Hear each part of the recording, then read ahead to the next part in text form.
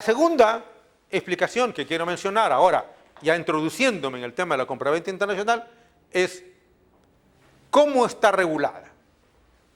Les dije hace unos minutos que el tratado internacional que regula la compraventa es la Convención de Viena de 1980 sobre compraventa internacional de mercaderías. De tal suerte que todos los operadores tienen como instrumento, y yo diría, si nosotros queremos operar en los mercados internacionales, tenemos que tener tres instrumentos. El texto de la Convención de Viena sobre compraventa internacional de mercaderías, los Incoterms, los créditos documentarios y las garantías bancarias. Esos instrumentos son los que tenemos que tenerlos en nuestra mesa de trabajo. ¿Qué es lo que regula la compraventa internacional de mercaderías? ¿Qué es lo que regula la Convención de Viena de 1980 sobre compraventa internacional de mercaderías? Regula primero la formación del contrato. No regula la validez del contrato. Regula la formación. ¿Cómo se forma el contrato?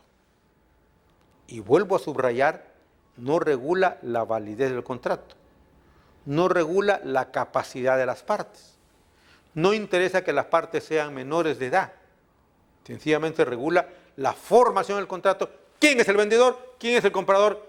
¿Y cuáles son sus obligaciones? Entonces, las cosas que considera la Convención son tres. La formación del contrato, las obligaciones y derechos del comprador y vendedor, y finalmente, el incumplimiento. ¿Cuándo hay incumplimiento? Y cuándo hay incumplimiento esencial. Y ya explicaré qué se entiende por incumplimiento esencial. Y otro aspecto es el de la transmisión del riesgo. Es en qué momento el vendedor traslada su riesgo al comprador y en qué momento el comprador asume el riesgo. Y ese punto de transmisión del riesgo es regulado por los Incoterms. Bien, ahora continuaremos con la siguiente parte. Ahora vamos a analizar el texto de la Convención de Viena de 1980 sobre compraventa internacional de mercaderías. Bien, ¿qué es para la Convención de Viena la compraventa? Y aquí vamos a nosotros a ir precisando el concepto que hemos conversado hace unos minutos. Primero, la Convención de Viena regula el contrato de compraventa entre partes que tienen sus establecimientos en estados diferentes. Dije establecimientos, no dije domicilios.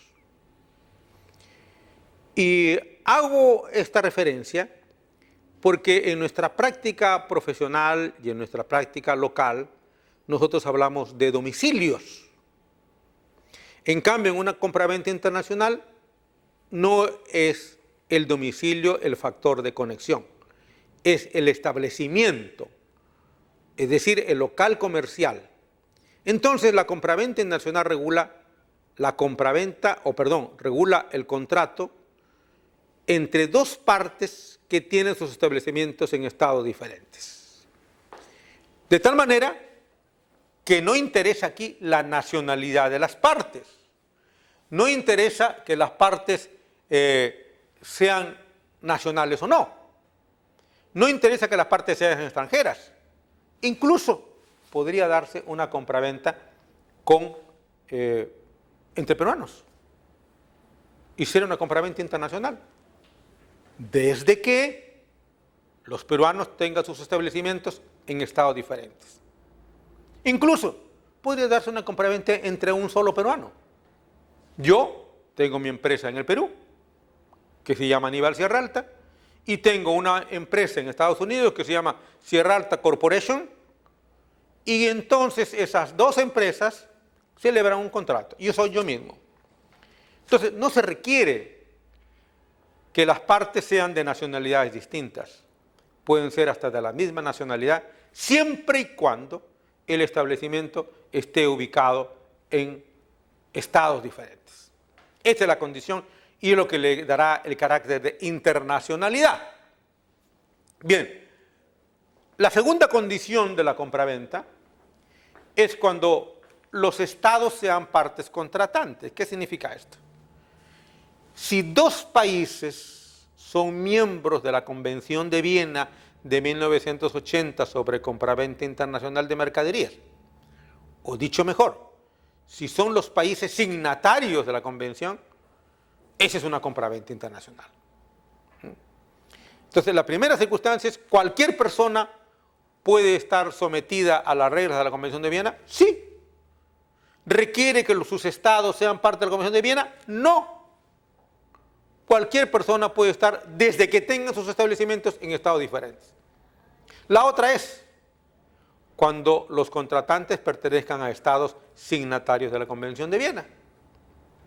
Y la tercera consideración es cuando las normas de derecho internacional privado prevean la aplicación de un derecho extranjero. Me explico. Supongamos que el Perú no estuviera adscrito a la Convención de Viena de 1980, pero celebra un contrato con la Argentina, que sí es miembro de la Convención de Viena. Vuelvo a repetir, asumamos, para el ejemplo o para la ilustración, que el Perú no es miembro de la Convención de Viena, pero Argentina sí es miembro de la Convención de Viena, y yo celebro un contrato con dicho país. La pregunta es: ¿esa compraventa podrá ser regulada por la Convención de Viena de 1980? Sí. Desde que las normas de derecho internacional privado nuestras permitan la aplicación de una ley extranjera, en este caso, la ley argentina.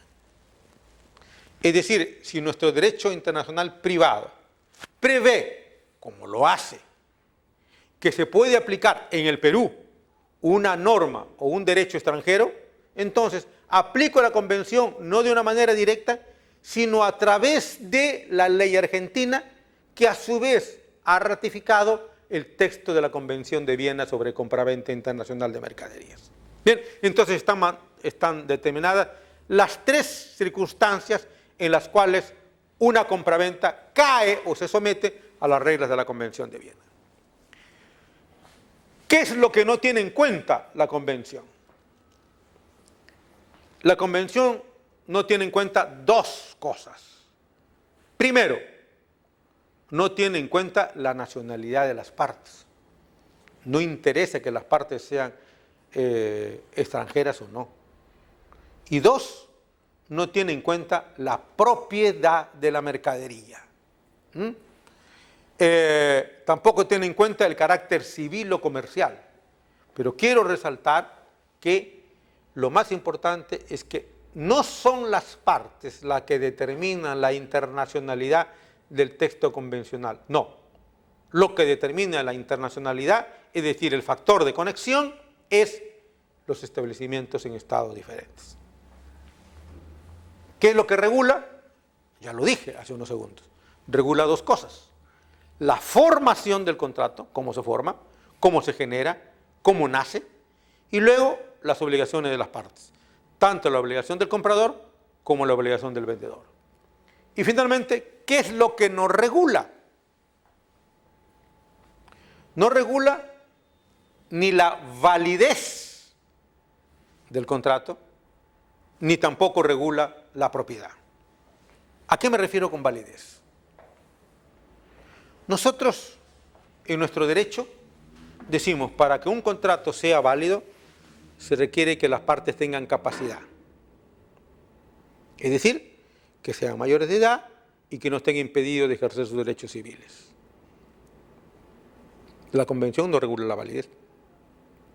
Yo podría celebrar un contrato si fuera menor de edad. 17 años celebra un contrato. Y de hecho les cuento una anécdota.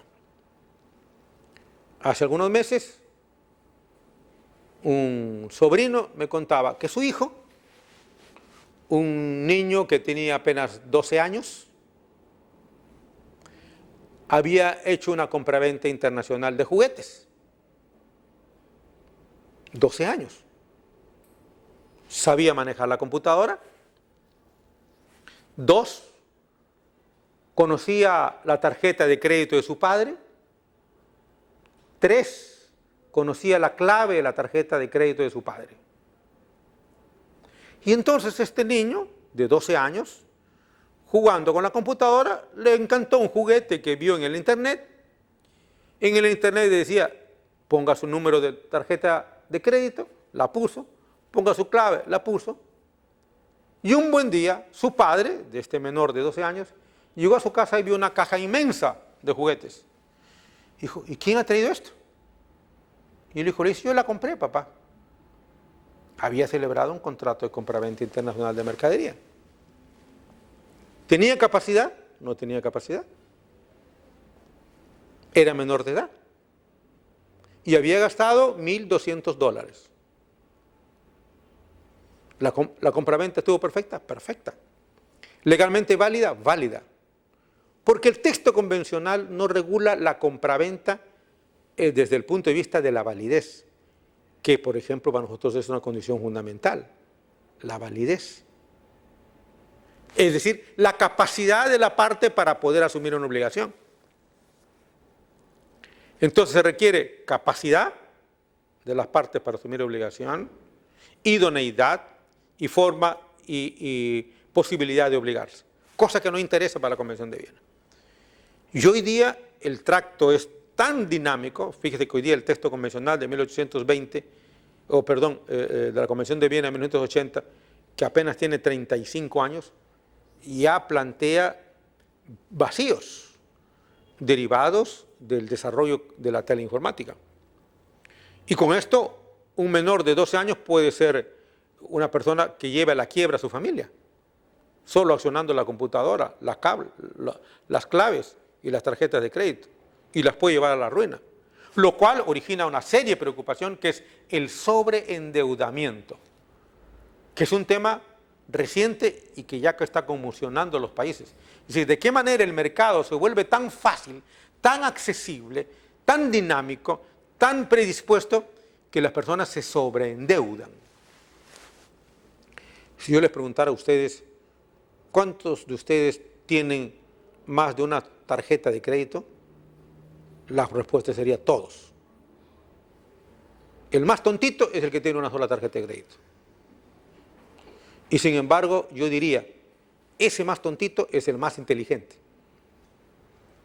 Porque ustedes tienen 3, 4 y 5 tarjetas de crédito y pagan 3, 4 y 5 mantenimientos y pagan 3, 4 y 5 seguros por pérdida de tarjeta y pagan 3, 4 y 5 veces por riesgos y 3, 4 y 5 veces por intereses.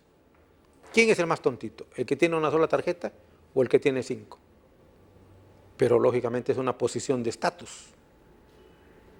Yo voy con frecuencia, no con frecuencia, pero sí algunas veces que voy a los Starbucks. No hay cosa más irritante, por lo menos para mi generación, que ponerse en una fila de gente joven, todos los cuales pagan con tarjetas de crédito. Y lo cual demora la transacción. Porque mientras yo pago en efectivo, viene una persona que paga con tarjeta de crédito. Entonces hay que pasar la tarjeta por POS, les piden el DNI. Y lo más terrible, un día fui a comprar, porque hoy día las tarjetas de crédito te obligan a ser usadas.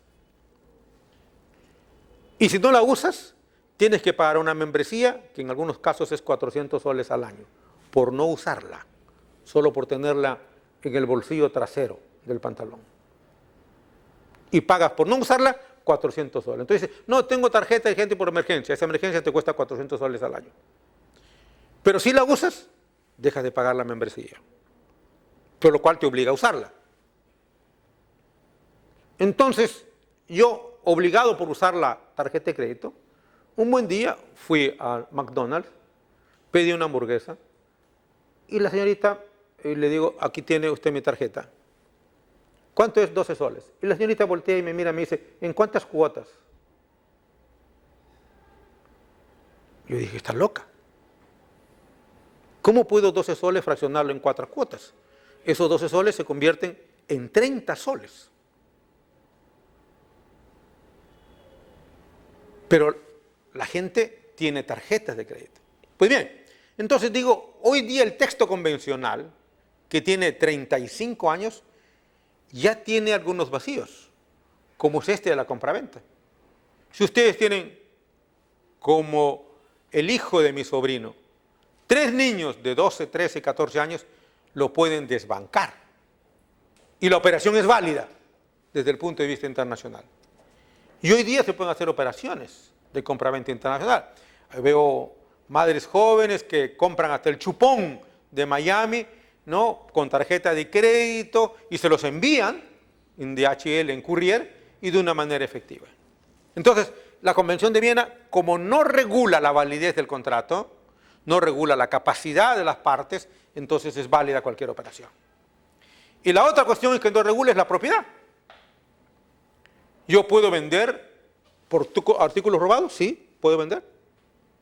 De hecho, hay circunstancias en las cuales en Bolivia, venían gente, se robaba las camionetas 4x4 en el Perú y las vendía en Bolivia o Paraguay, particularmente en Paraguay, que había un gran mercado de productos robados. Y se venden con facturas. Compran un Mercedes-Benz en Asunción, Paraguay, yo puedo comprarlo desde el Perú, un Mercedes-Benz, me lo envían por avión y es una compraventa válida, porque la Convención no regula ni la validez ni la propiedad. ¿Okay? Bien, ahora vamos a ver cuáles son los bienes y las operaciones que están excluidas. Es decir, qué operaciones no están reguladas por el texto convencional. Bien, dije que la Convención de Viena regula 2 contratos, el contrato de compraventa y el contrato de suministros. Hoy día, o en este instante, vamos a explicar cuáles son los bienes y operaciones que están excluidas de la compraventa internacional. La primera operación que está excluida son las mercaderías para uso personal. Si yo compro 3 computadoras para mi uso personal, es una operación que está excluida. Si quiero comprar 3 computadoras o 4 computadoras para mi empresa, es una operación que no está regulada de la compraventa internacional, no está regulada por la Convención de Viena. Bien, están excluidas las subastas, o lo que nosotros lo conocemos más comúnmente como los remates.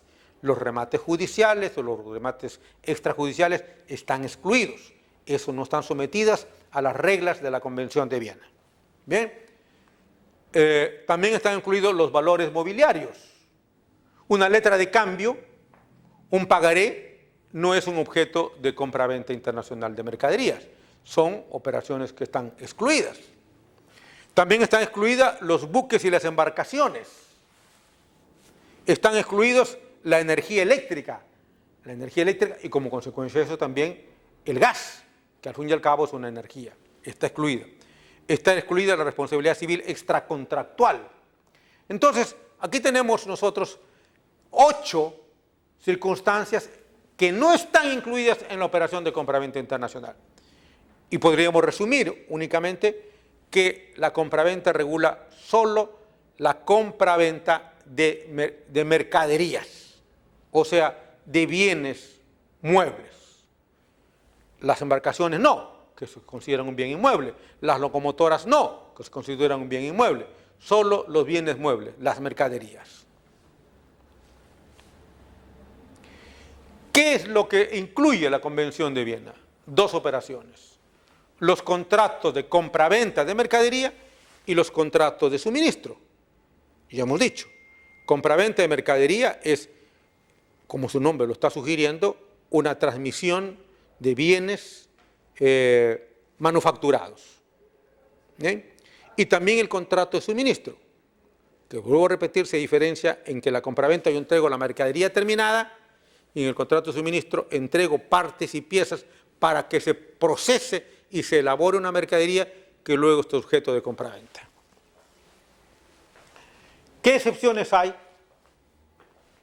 Yo voy a indicar qué cosas se exceptúan de estos requisitos de operaciones incluidas. Cuando en el contrato de suministro, las partes que yo entregue para procesar o elaborar una mercadería sean en tal magnitud que casi entrego toda la mercadería. Supongamos, en la industria textilera, una parte puede celebrar un contrato de suministro. Entrego la tela, entrego los hilos, entrego los botones, entrego el diseño, entrego las etiquetas.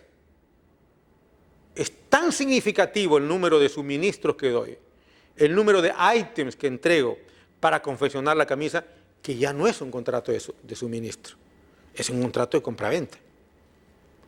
Entonces el contrato de suministro debe de haber un porcentaje que no facilite una de las partes.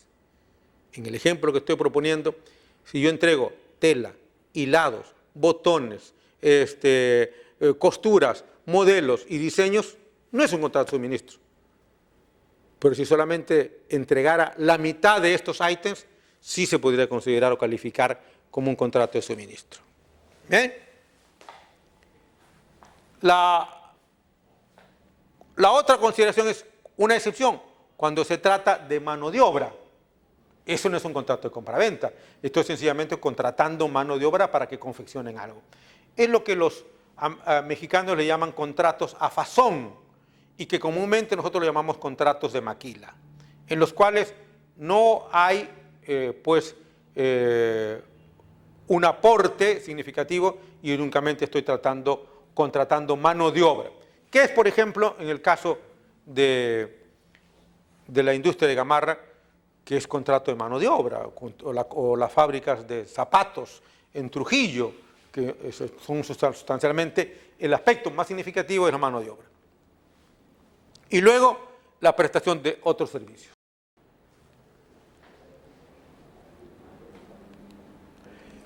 Una de las cosas que permiten la ductilidad o permiten aplicar con facilidad la Convención de Viena de compraventa internacional de mercaderías es que las partes pueden excluir en todo o en parte, el texto convencional. Es decir, yo me puedo someter a la Convención de Viena y digo, yo me someto a las reglas de la Convención de Viena, excepto en la parte primera, excepto en la parte segunda. Entonces puedo excluir una parte de la Convención. Esto le permite una gran facilidad a los operadores, porque no necesitan admitir todas las reglas de la Convención, sino pueden excluir unas partes o incluso innovar. Y decir, respecto, por ejemplo, de las obligaciones de las partes, estas son, y no las que establezca la Convención. Esto le dará una gran posibilidad de maniobra a los operadores. Finalmente, ¿cómo se interpreta, y con esto yo termino, cómo se interpreta la Convención y el contrato? La primera consideración es que hay que entender la Convención con un carácter internacional, considerando que es una norma internacional y no una norma doméstica. En consecuencia, yo no puedo tratar una compraventa internacional con las reglas de nuestro Código Civil. Y esto es bueno advertirlo, porque hay quienes creen que para celebrar un contrato de compraventa internacional debo de buscar un abogado civilista. No, son dos cosas distintas. Una tiene un carácter internacional y el otro un carácter doméstico. La uniformidad de aplicación. ¿Qué significa esto? Que la jurisprudencia internacional debe ser uniforme respecto de la aplicación de la norma. La buena fe, de la que hemos hablado. No se requiere un documento escrito. Se requiere una buena fe y común intención de las partes en celebrar un contrato. Luego, la intencionalidad de las partes. Aquí entra en consideración el criterio de razonabilidad. Esto es una innovación en el derecho nacional, que lo veremos cuando analicemos con mayor profundidad el texto convencional. Luego, los usos y las prácticas comerciales. Gracias a este artículo 9 de la Convención, yo puedo aplicar los Incoterms, que es un uso y una práctica. O sea, puedo incluir esa práctica, los Incoterms del año 2010, que son los últimos. Y finalmente, los principios generales en los que se basa la Convención, que es el criterio de buena fe y el criterio de internacionalidad y de uniformidad. Bien, muchísimas gracias, nos continuaremos después.